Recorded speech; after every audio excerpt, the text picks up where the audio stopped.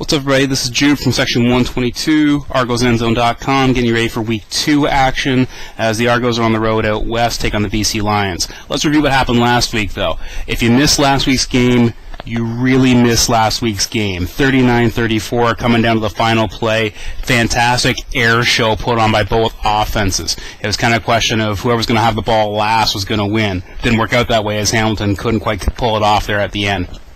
But in terms of my prediction, I was awfully close on the score, and speaking of close, picked Marcus Ball on the defensive side, 4 tackles, picked Spencer Watt on the offensive side, first TD catch from Ricky Ray, also filled in, kicking the extra point after. Gotta like it. I'm feeling good, feeling strong. So, moving on to this game here. Argos haven't won in BC in 10 years. Can you believe that? 2002. It's crazy. Michael Bishop was quarterback last time they won in Vancouver. Michael Bishop. Cripes. Okay, this is crazy. So, if you could say that this is a trend that's got to continue, or it's time for a change. You know me, I'm leaning this way. So, I'm looking for another big game from Ricky Ray. Speaking of Ricky Ray, I believe he's 56 yards away from 45,000 career passing yards. Think about that for a second. 45,000 yards. How amazing is that? So very, very close. That could happen. That could happen on a single play. So keep an eye out there, particularly in the first quarter. I'm hoping we'll see a little bit of respect on BC's side for recognition when he breaks that record. So I got a hunch it's going to happen very, very soon in this game. So keep an eye out for that. Chad Kacker, 100-plus yards on the ground again last week. Chad Owens, leading receiver for the Argos. He's my pick this week. I think Chad Owens is going to light it up this week.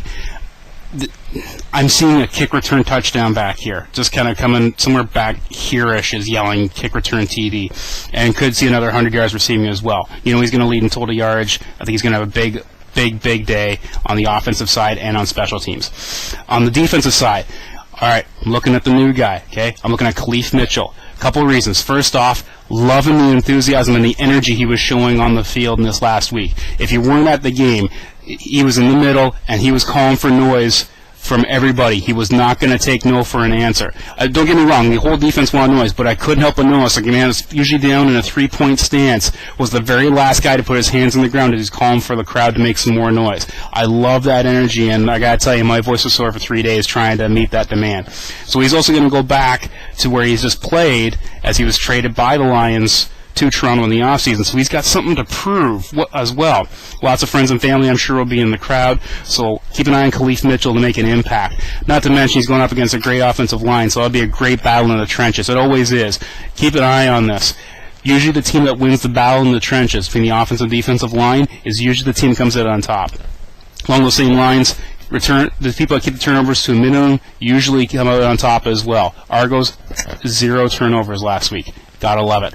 So, of course, I'm picking the Double Blue to win this one, and I think it's going to be it could be another offensive slugfest. But watch the Argos start making some turnovers this year. I also got a feeling that Brandon Isaac's going to make his presence felt in this game as well. Maybe after a double team on Mitchell after disturbing things in the first half. Yeah, I'm just kind of talking out loud. Let's keep that in mind. So, who should you follow this week? Obviously, you're following the Toronto Argonauts. Obviously, you're following us here at ArgosEndzone.com.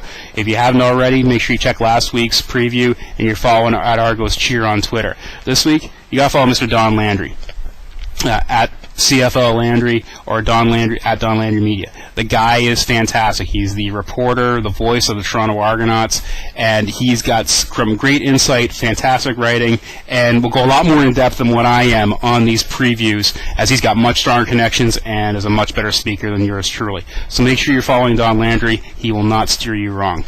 So that's the way I'm seeing it this year. Oh, sorry, before I forget, I'm going to throw a quick score out here. I think, against our big one, I'm going to say Argos 32, BC 28. You know what? BC 29.